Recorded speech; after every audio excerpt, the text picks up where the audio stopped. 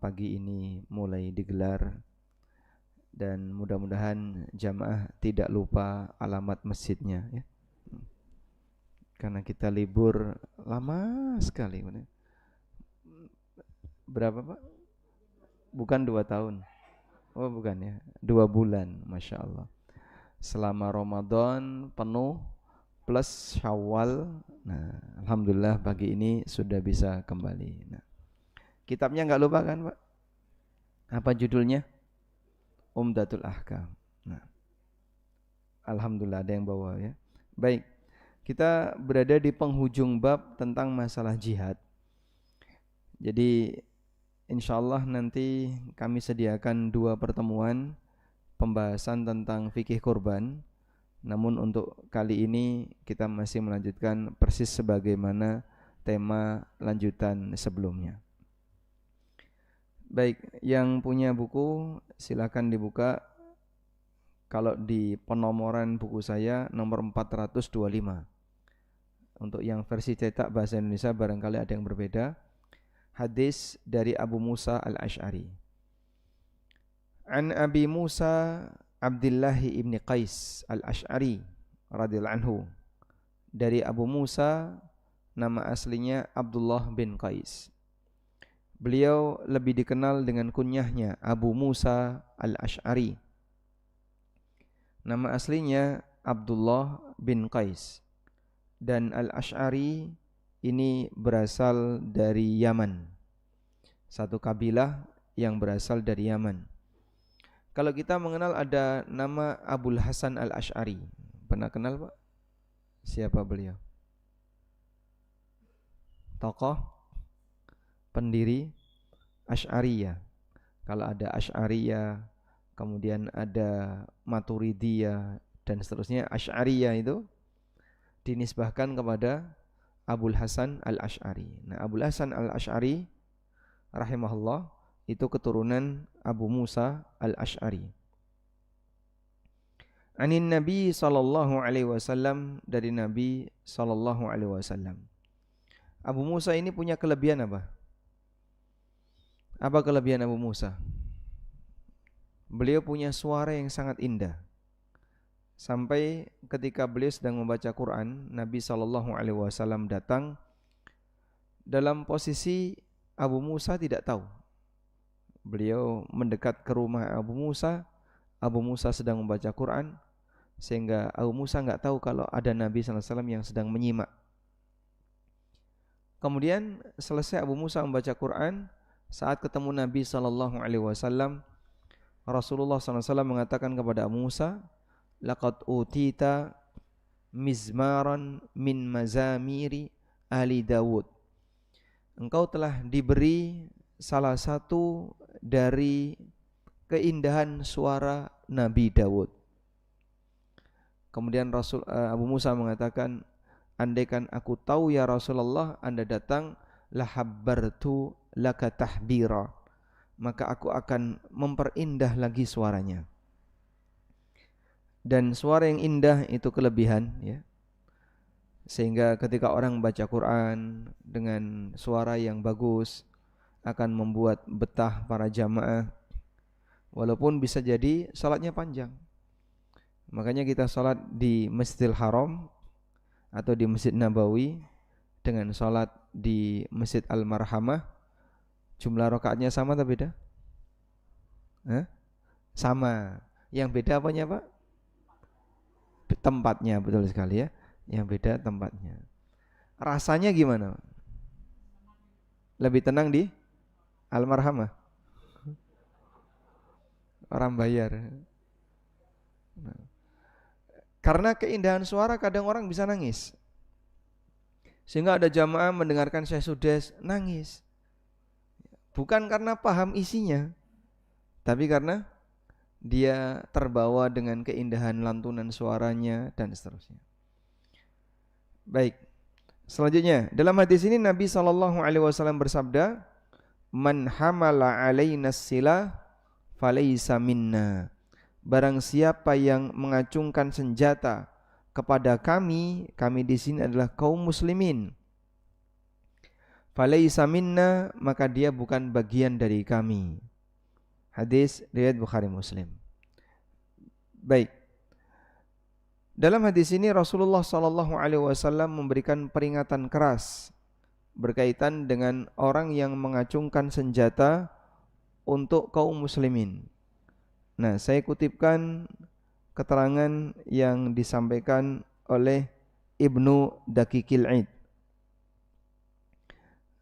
Ini enggak bisa diperbesar ya.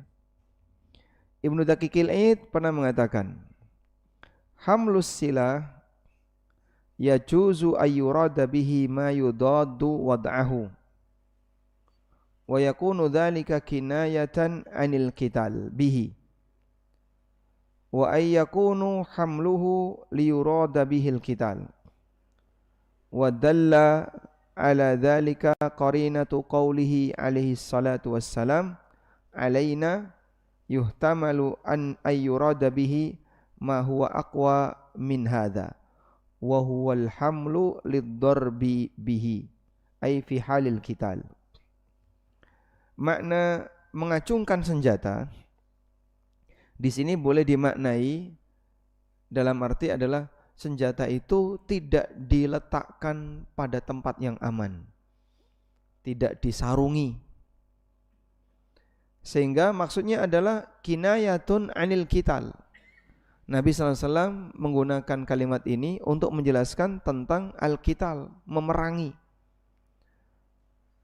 Maka maksud beliau di sini adalah siapa yang memerangi kaum muslimin.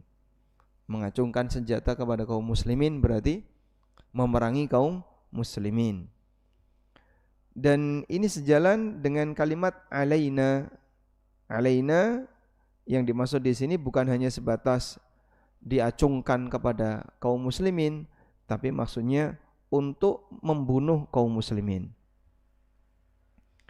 Wal qasdi bis sayfi lid-darbi bihi, dengan maksud sengaja menggunakan pedang untuk membantai kaum muslimin.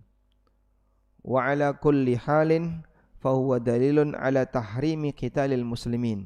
Intinya di sini adalah dalil haramnya membunuh atau memerangi kaum muslimin, wa taghlidil amri fihi, dan adanya larangan keras bagi orang yang ingin memerangi kaum muslimin.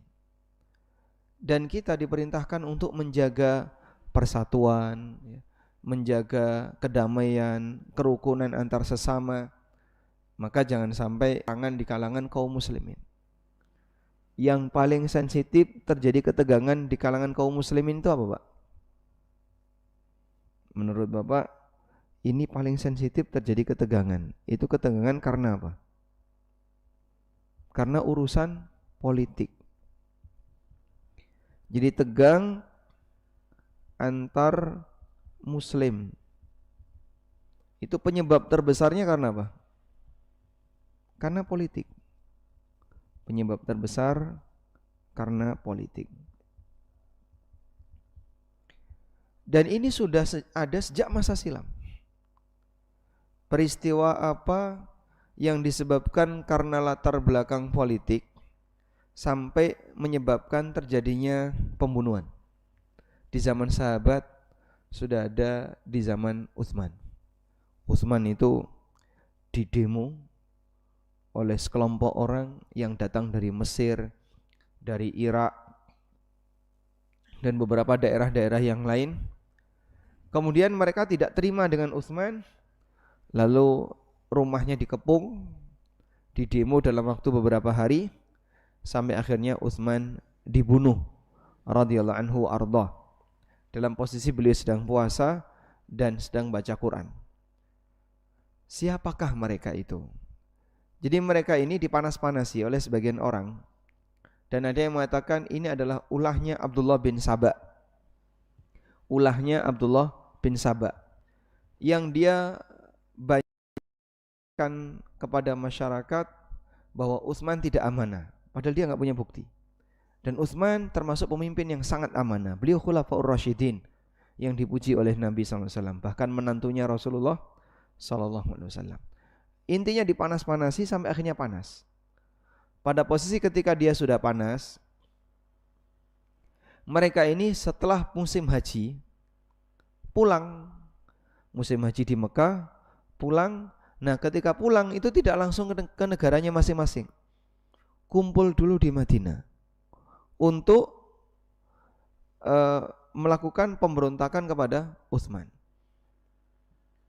Kemudian ada yang menawarkan, wahai Amirul Mukminin, kalau Anda perintahkan kepada kami untuk melawan mereka, kami sudah siap dengan senjata kami. Utsman tidak bersedia, karena nanti kalau terjadi kontak senjata antara kaum muslimin Madinah dengan para pendatang yang sedang memberontak ini, maka korbannya akan banyak. Sehingga Utsman menahan, jangan sampai terjadi peperangan, biarlah saya saja yang jadi korban. Padahal banyak sebenarnya para sahabat yang menawarkan diri untuk membela beliau radhiyallahu anhu. Sampai akhirnya terjadilah pembunuhan terhadap sahabat Utsman. Nah, pasca sahabat Utsman terbunuh, maka yang menggantikan siapa? Ali bin Abi Thalib. Di fase Ali bin Abi Thalib terjadi ketegangan. Ada 3 kelompok yang waktu itu, atau mungkin bisa kita sebut ada 4. Yang pertama, kelompoknya Aisyah radhiyallahu anha bersama Talha bin Ubaidillah dan Az-Zubair ibn Awwam. Yang kedua, kelompoknya Ali bin Abi Thalib. Di situ ada Ammar bin Yasir, ada Ibnu Abbas dan beberapa sahabat yang lainnya. Yang ketiga, kelompoknya Muawiyah. Di situ ada Abdullah bin Amr bin As dan ayahnya yaitu Amr bin As radhiyallahu anhum ajma'in. Dan yang keempat ini tidak berpihak kepada kelompok manapun. Mereka lebih milih untuk meninggalkan sengketa dan tidak mau bersentuhan dengan ketegangan itu. Di antaranya adalah Hasan bin Ali, anaknya sendiri. Anaknya Ali bin Abi Thalib itu enggak membela bapaknya. Beliau tidak ikut terlibat dalam sengketa antar beberapa kubu yang terjadi ketegangan di antara para sahabat. Dan jika kita lihat posisi Ali ini ada di tengah ya, saya boleh sebut ini ada di tengah. Di sini ada Aisyah, kemudian di sini ada Muawiyah. Dan kita menghormati semuanya karena ketegangan ini terjadi disebabkan perbedaan ijtihad. Yang tuntutan masing-masing, Aisyah ini meminta kepada Ali eksekusi pembantai Utsman. Muawiyah juga sama, meminta kepada Ali untuk mengeksekusi pembantai Utsman. Namun Ali meminta, kalian bergabung dulu. Kalian gabung dulu, nanti kalau sudah bergabung membaiat Ali bin Abi Thalib, semuanya membaiat Ali menjadi khalifah, baru kita akan eksekusi bareng-bareng. Tapi mereka tidak bersedia. Kami baru mau membaiat kamu jika engkau mengeksekusi pembunuh Utsman. Nah, karena tidak ada titik temu di situ, sampai terjadi ketegangan. Dan sebenarnya Rasulullah SAW sudah pernah menyampaikan kepada Ali. Ali pernah disampaikan oleh Nabi SAW, sayakunu bainaka wa baina Aisyah syai'un. Kamu akan melakukan ketegangan, kamu akan mengalami ketegangan antara kamu dengan Aisyah. Sampai Ali radhiyallahu anhu mengatakan, a'udzubillah, aku berlindung kepada Allah. Dan Ali sangat menghormati Aisyah. Sampai ketika peristiwa itu, Ali bin Abi Thalib mengirim pasukan berkuda sebanyak sekian puluh, ada yang menyebutkan 70, untuk mengawal ontanya Aisyah dikembalikan ke Madinah. Ini Aisyah kan naik onta di dalam tenda yang ada di atas onta, sekeduk onta. Kemudian dikawal oleh sekian puluh, katanya 70 pasukan berkuda untuk mengantar Aisyah pulang ke Madinah. Enggak ada satupun yang berani nyentuh Aisyah radhiyallahu anha ketika itu. Padahal beliau termasuk di antara orang yang ikut dalam peristiwa perang Jamal. Jadi antara Aisyah dan Ali terjadi perang Jamal. Sedangkan antara Ali dan Muawiyah terjadi perang Siffin. Terjadi peperangan. Sampai terjadi peperangan dan korbannya banyak. Maka dengan sebab perbedaan ijtihad dalam masalah ini terjadilah peperangan di kalangan kaum muslimin, dan kita menghormati semuanya karena semuanya adalah orang-orang terbaik di kalangan umat ini, murid-murid Nabi sallallahu alaihi wasallam. Baik. Namun jika kita perhatikan jamaah, kita mendapatkan pelajaran bahwa ternyata permasalahan politik itu salah satu di antara sebab terbesar terjadinya ketegangan di kalangan kaum muslimin, dan terus sampai zaman kita sekarang. Demo misalnya, demonstrasi yang kemudian sampai memakan korban, meninggal dunia, itu tempur antara siapa, Pak? Saudara, sesama bangsa Indonesia. Yang ini enggak terima, yang itu enggak terima, akhirnya berantem sampai memakan korban. Dan alhamdulillah di era ini Pak Prabowo, alhamdulillah ya, nuansa ketegangan tidak seperti sebelumnya. Lebih jarang terjadinya demo. Sehingga kalau dulu dikit-dikit demo, tegang di sini dan seterusnya, itu rasanya kita nggak nyaman. Bahkan pemilu saja kalau sudah beda pilihan, rasanya gimana, Pak? Nggak nyaman. Yang satu milih nomor 3, yang satu milih nomor 4.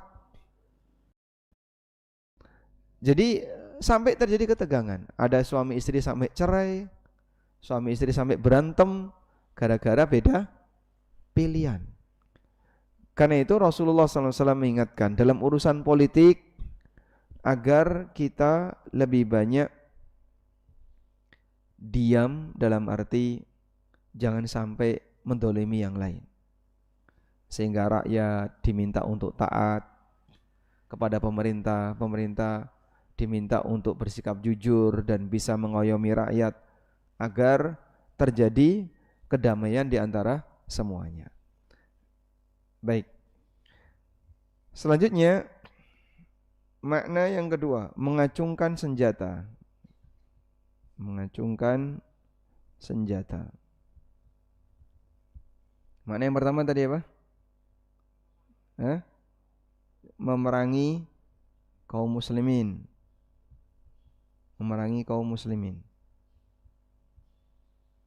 Makna yang kedua dari mengacungkan senjata adalah, ya sebagaimana teksnya, mengacungkan senjata kepada orang lain.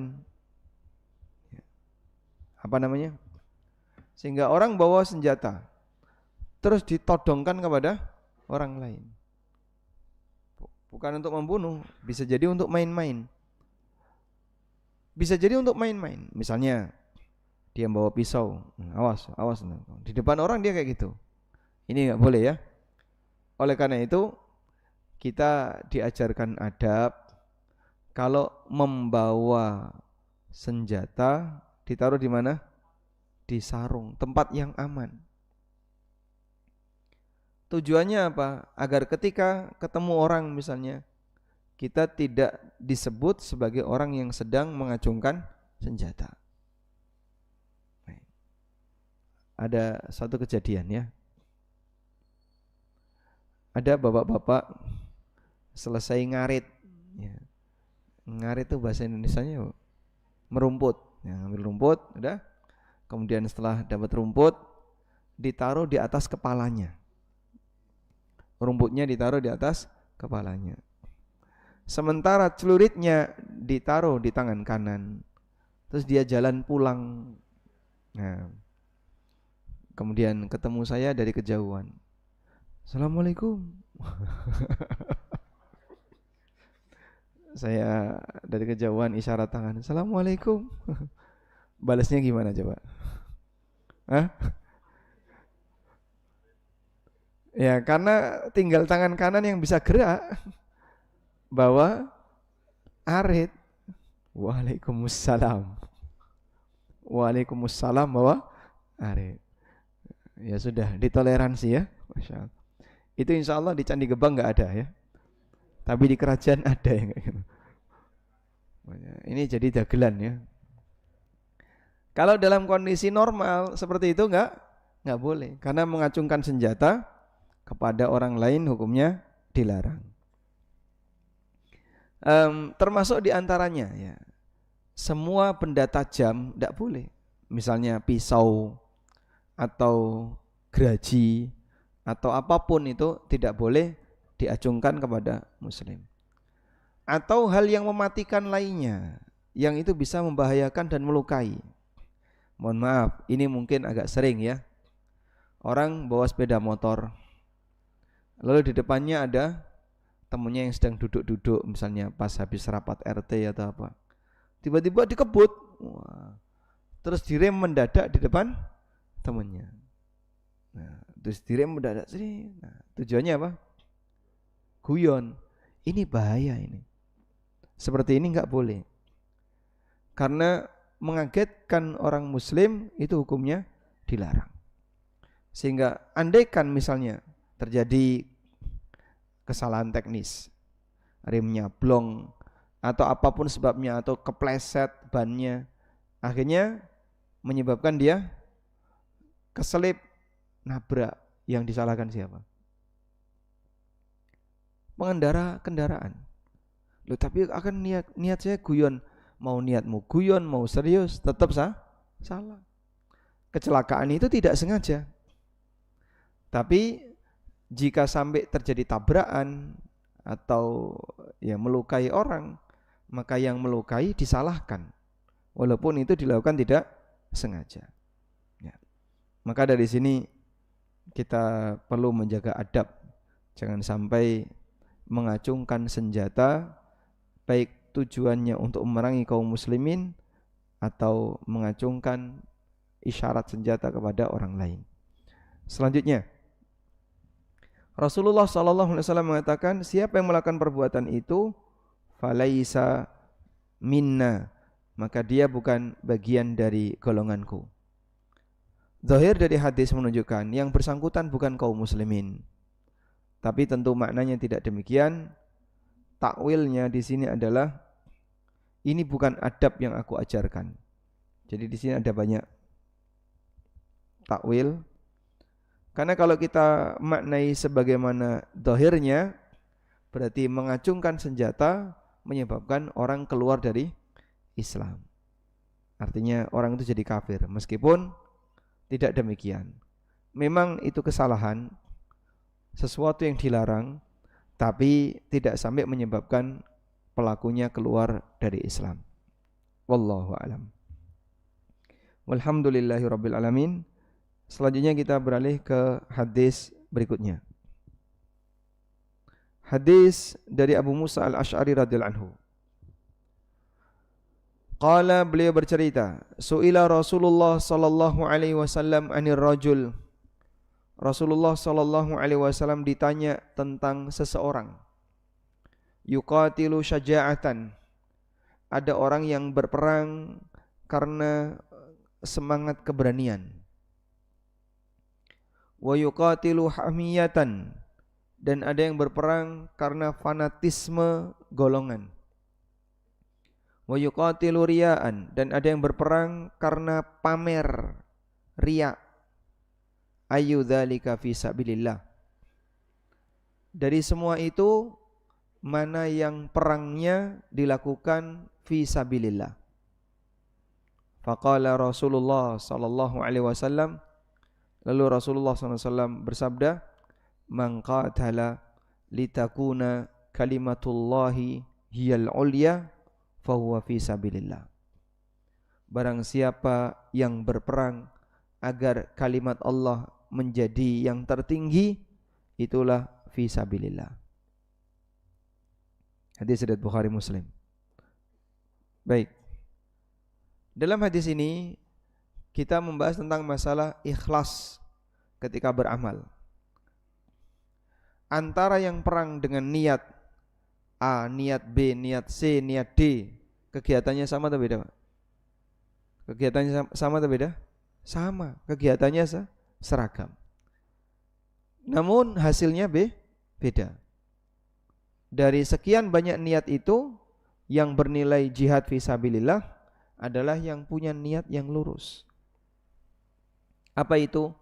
Litakuna kalimatullahi hiyal ulya, agar kalimat Allah itu menjadi yang tertinggi, agar Islam menang dan dihormati oleh masyarakat, sehingga dia berjihad untuk membela kalimatullah.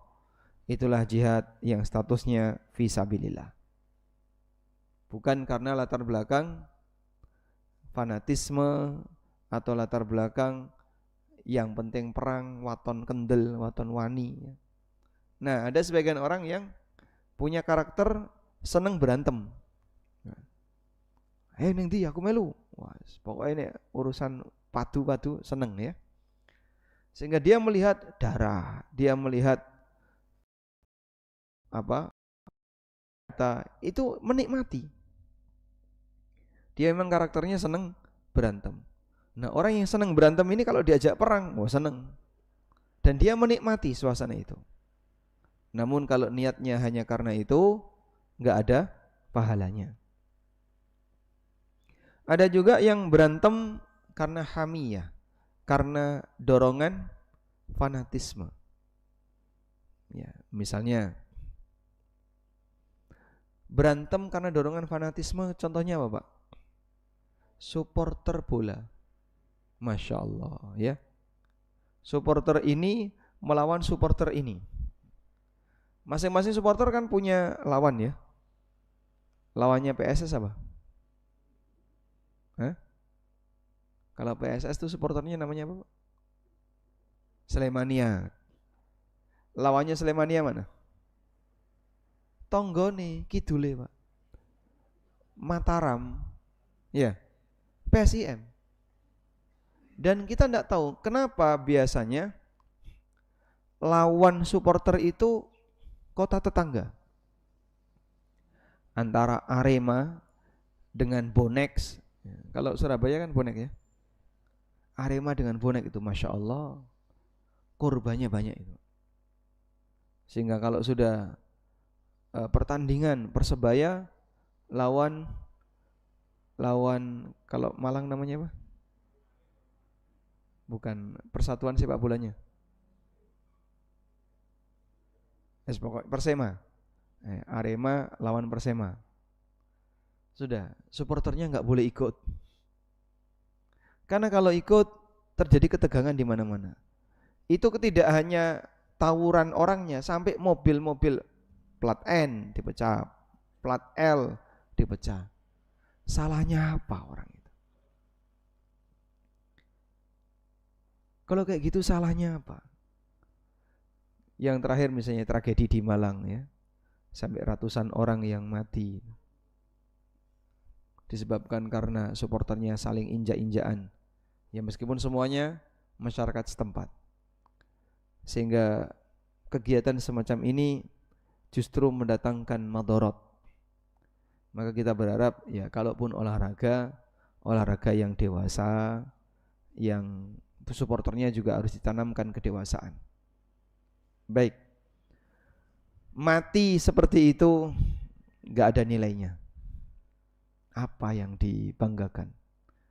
Dulu mungkin sekitar tahun 90-an, awal-awal 2000-an ya. Yang namanya berantem antar STM itu biasa. Belakangan sudah mulai hilang ya. Dulu Masya Allah, STM ini lawan STM ini. Dan kadang tetangganya. Bahkan sampai saya pernah dengar ya, gurunya itu ngasih motivasi. Pokoknya kowe iki kudu wani, jangan sampai alma mater kita diinjak-injak sama yang lain. Akhirnya berantem. Dan kalau sudah berantem, siswa itu bawa pedang. Sehingga kadang ngerti-ngerti ada korban di sini. Dia nggak tahu menahu Karena dari siswa STM ini dibantai sama siswa STM yang lain. Gak ada manfaatnya sama sekali. Baik. Oleh karena itu sayangilah nyawa dan sayangilah tenaga. Jangan dimanfaatkan untuk sesuatu yang bisa membahayakan nyawa sementara nilainya justru tidak ada. Padahal Nabi SAW menyebutkan orang yang berperang yang bernilai pahala hanya satu, litakuna kalimatullahi hiyal ulya. Ketika dia berperang agar kalimat Allah itu yang tertinggi, itulah fisabilillah. Nah, boleh kita sebut ketika orang berperang di masa silam merebut kemerdekaan Indonesia, akan ada beragam niat. Maka dari semua pahlawan-pahlawan yang ikut perang itu, yang berstatus fisabilillah, jika dia punya niat ini, litakuna kalimatullahi hiyal ulya. Jika dia punya niat agar kalimat Allah itulah yang tertinggi. Wallahu a'lam. Walhamdulillahirabbil alamin. Selesai bab tentang jihad. Baik, cukup insyaallah, Pak. Kita ganti judul bab Kitabul Itqi. Bab tentang masalah pembebasan budak. Jadi tentang pembebasan budak ini ditaruh di bagian belakang karena pembebasan budak ini kaitannya dengan hak sesama muslim yang didapatkan melalui hasil perang. Saya tanya sekarang, kapan orang bisa jadi budak? Kapan manusia merdeka jadi budak?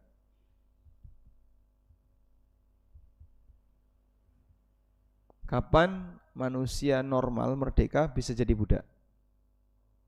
Ya, ketika non-muslim jadi tawanan muslim. Jadi awal mulanya ada yang jadi budak adalah terjadi kontak senjata antara muslim dengan melawan non-muslim. Nah, dari kontak senjata ini kemudian ada tawanan. Inilah budak. Nanti jadi budak bagi kaum muslimin. Dan sebaliknya, jika ada muslim yang ditangkap oleh non-muslim terus jadi tawanan, maka ini nanti jadi budak juga. Sehingga setiap yang ditawan dalam kegiatan perang beda agama itu nanti tawanannya jadi budak. Baik. Maka biasanya karena ini adalah tawanan, budak itu apa, Pak? Biasanya, karena tawanan umumnya budak itu anak-anak yang dia mungkin diajak orang tuanya ketika perang atau perangnya menyerang daerah lawan sehingga ada anak-anak di situ. Yang kedua, wanita yang dia tidak ikut perang. Sementara yang laki-laki terbunuh dan yang tersisa ini yang kemudian jadi. Karena itu dulu banyak para sahabat yang punya budak anak-anak remaja. Setelah itu dibesarkan. Setelah besar diajari jadi muslim yang baik, kemudian mereka dibebaskan. Beberapa ulama tabi'in yang merupakan mantan budak bisa disebutkan contohnya. Satu, Ikrimah, muridnya Ibnu Abbas. Ikrimah itu budaknya Ibnu Abbas dan dibebaskan. Yang lain, Hasan Al-Basri. Bapak kenal Hasan Al-Basri ya? Nama itu ma'ruf kan? Ibunya itu budak, bapaknya juga budak. Anaknya diasuh oleh Ummu Salamah, istri Nabi SAW. Mujahid bin Jabr juga dari kalangan maula. Beliau keturunan dari budak. Dan masih banyak beberapa ulama-ulama yang lain adalah mawali. Mawali itu keturunan dari budak.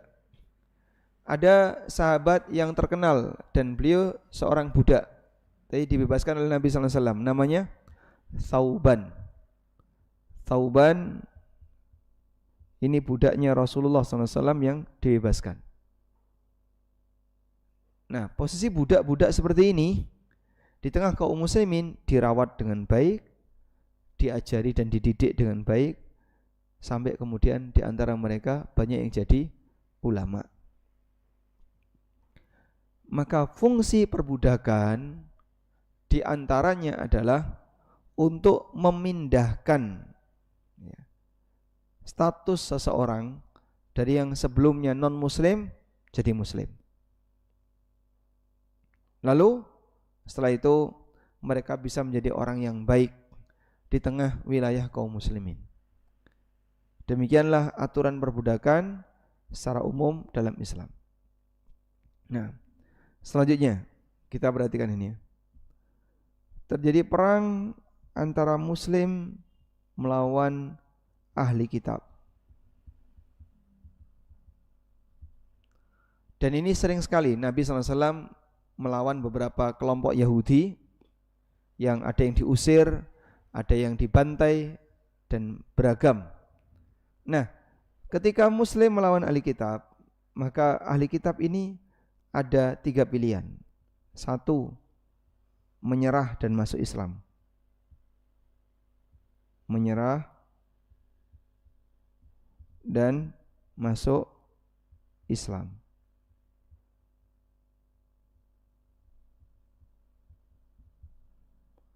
Dan banyak yang enggak terima, kami enggak mau masuk Islam. Maka pilihan yang kedua, bertahan dengan agamanya, agama ahli kitab, namun dia menyerah sehingga tidak dibunuh, tapi nanti bayar jizyah, bayar upeti. Nah, seperti ini di zaman para sahabat banyak, sehingga ada banyak cerita tentang orang-orang Yahudi yang bayar upeti di zaman Umar.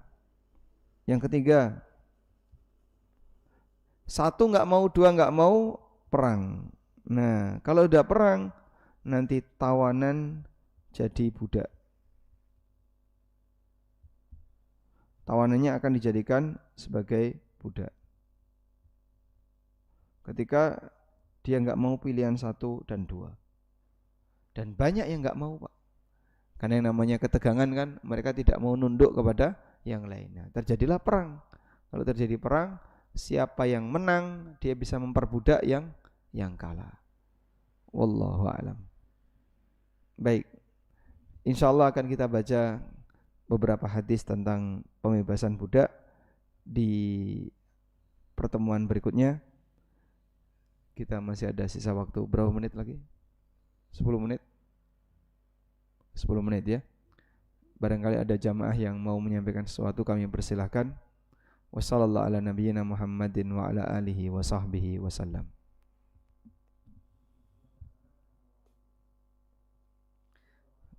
Insyaallah, silakan.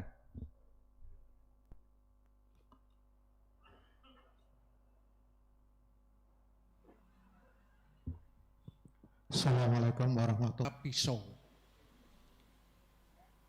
Ya udah, sementara itu aja, nanti mohon dijelaskan. Mudah-mudahan bermanfaat bagi kita semua. Masya Allah. Assalamualaikum warahmatullahi wabarakatuh. Waalaikumsalam warahmatullahi wabarakatuh. Baik, saya coba menjawab yang pertama ini. Ada satu hadis yang mudah-mudahan jadi motivasi bagi kita semuanya, Pak, berkaitan dengan masalah berdebat atau tegang dengan orang lain dalam urusan yang sebenarnya tidak terlalu urgent untuk kita harus menang. Saya sebut demikian karena menang siapapun sebenarnya yang jadi ya tetap itu, gitu. Ada satu hadis dari sahabat Abu Umamah Al-Bahili radhiyallahu anhu. Nabi SAW bersabda, "Ana za'imun bi baitin fi rabadil jannah liman tarakal mira wa in kana muhiqqan." Aku jamin seseorang mendapatkan rumah di tengah surga bagi siapa yang meninggalkan debat walaupun dia dalam posisi yang benar. Misalnya kayak tadi ya, usul masalah atap, yang satu genteng, satu sirap. Udah tegang itu. Ini mau genteng mau sirap kan tetap masjid. Apakah gara-gara atapnya beda? Oh ini nggak sah jadi masjid. Sekarang jadinya musola. Tetap itu akan jadi masjid. Baik. Sehingga ya tidak perlu terlalu alot-alot ya. Sampaikan secara kepala dingin. Kemudian tujuannya adalah biar untuk kemaslahatan bersama gitu. Walaupun nanti usul saya tidak dipakai, ya tidak masalah. Ini hanya usul. Terus yang berwenang memutuskan siapa? Ya pihak yang berwenang. Kepala takmir, ketua takmir ya. Atau dewan masjid yang diputuskan untuk ngurusi itu. Nah, kita usul ya silakan usul. Tapi usul tidak boleh membawa kepentingan ya. Sehingga misalnya, wah daripada debat aku ramelu wae. Ramelu dalam arti udahlah melu, saya manut saja mau apapun keputusannya. Insyaallah Pak, jaminan hadis ini bisa didapatkan. Aku jamin bisa dapat rumah di tengah surga bagi orang yang meninggalkan debat walaupun dia dalam posisi yang benar. Wa bi baitin fi wasatil jannah, dan aku jamin orang bisa mendapatkan rumah di tengah surga liman tarakal kadhiba wa in kana mazihan, bagi orang yang selalu meninggalkan praktek berdusta walaupun niatnya guyon. Jadi kalaupun guyon ya enggak usah bohong. Karena kan kadang ada orang yang cerita tapi bohong. Tujuannya apa? Bikin ketawa banyak orang. Ya enggak usah kayak gitu. Ya, kalau memang tidak ada bahan untuk lelucon, tidak perlu membuat lelucon bohong. Wa bi baitin fi a'lal jannah, dan aku jamin orang mendapatkan rumah di atas surga liman hasuna khuluquhu, bagi orang yang akhlaknya mulia. Baik. Nah, kalau kita ingin dapat seperti janji di atas tadi, hadis riwayat Abu Dawud, hadisnya hasan, maka coba kita berlatih untuk hal yang sekiranya tidak terlalu urgent, pendapat saya harus dipakai, ya sudah, saya tak ngalah saja. Tapi kalau urgent, misalnya Bapak satu-satunya yang paham di sini, sementara yang lain nggak ngerti, kemudian Bapak ngasih pertimbangan. Contoh ya, di kampung ini ada dokter, lalu ada kasus, misalnya orang meninggal kena virus. Nah Bapak yang paham, wah virus ini bisa berbahaya, nyentuh badannya saja bisa tertular. Sementara masyarakat nggak paham, akhirnya mau dimandikan tanpa pelapis. Nah, setelah rapat yang diputuskan memandikannya si A, B, C. Anda dokter paham, jangan sampai nyentuh badannya. Virusnya jenisnya ini kalau kamu nyentuh kulitnya saja, itu sudah akan menular. Nah, ngotot, kayak gitu agak boleh ya. Boleh nggak ngotot ini? Boleh. Tujuannya apa? Untuk penyelamatan. Karena ini bahaya. Contoh yang lain, terjadi perdebatan. Korban ini kulitnya mau diapain? Wah, lumayan. Ada yang berpendapat, wes ini bakul kulit gorene wes dolen bakul kulit. Nanti duitnya kita belikan sapi atau kambing, sembelih lagi. Nah, kambing yang disembelih ini atas nama siapa? Rano sing duwe kan berarti ya. Misalnya kulit 10, dapat uang 5 juta. Dibelikan seekor kambing seharga 5 juta. Ini siapa? Korbannya siapa kambing ini? Hah? Yang punya kulit. Nah, kulitnya banyak kan. Padahal kambing kan hanya boleh satu orang. Ini banyak orang. Baik. Lalu ada yang ngerti. Setahu saya jual beli kulit itu enggak boleh. Hadisnya ini. Dalam hadis riwayat Al-Hakim, Nabi SAW mengatakan, man ba'a jilda udhiyatihi fala udhiyata lahu. Siapa yang menjual kulit korbannya, maka korbannya batal. Nah, sementara takmir yang ditunjuk untuk nangani korban itu wakil sahibul korban. Maka wakil itu dapat amanah. Oleh karena itu, mari kita tunaikan amanah ini dengan benar. Jangan sampai ada yang salah dalam menetapkan, memutuskan. Nah, rodok ngotot sedikit untuk penyelamatan, insya Allah tidak masalah. Karena tujuannya untuk kemaslahatan. Toh misalnya tetap enggak dipakai pendapatnya, sehingga keputusan ketua panitia tetap seperti ini. Ya sudah, beliau sudah menyampaikan dan sudah gugur kewajibannya. Begitu ya. Oleh karena itu mungkin ya sangat keliru kalau tadi usul saya enggak dipakai, terus ngilang ratau ning masjid. Mutung ya. Ini yang rugi siapa? Ya, dia sendiri yang rugi. Wallahu alam. Selanjutnya yang kedua, apa tadi? Sampai lali aku. Mengatasi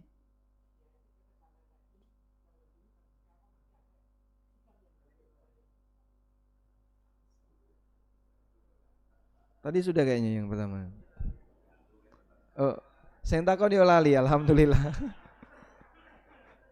Insyaallah ini dagelan Masjid Marhamah ini. Hah?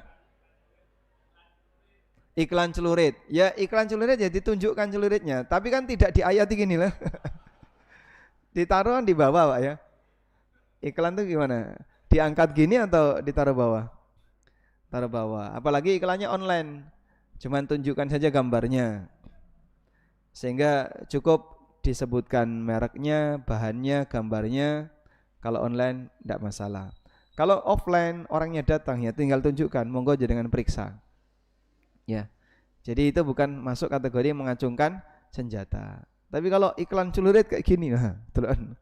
Celurit. Nah, ini beda lagi kalau gitu. Dan tentu akan takut konsumennya. Nggih. Menjawab? Satu lagi tadi apa? Sudah lupa ya? Alhamdulillah. Baik. Pertemuan berikutnya mau bahas korban atau Umdatul Ahkam? Korban. Coba kita nyentuh masalah korban insyaallah ya. Mudah-mudahan cukup untuk 2 atau 3 kali pertemuan dan mungkin nanti kita sedikit banyak diskusi terutama amaliyah Idul Adha, amaliyah Dzulhijjah. Jadi tidak hanya korban saja, termasuk juga amaliyah Dzulhijjah yang lainnya. Demikian.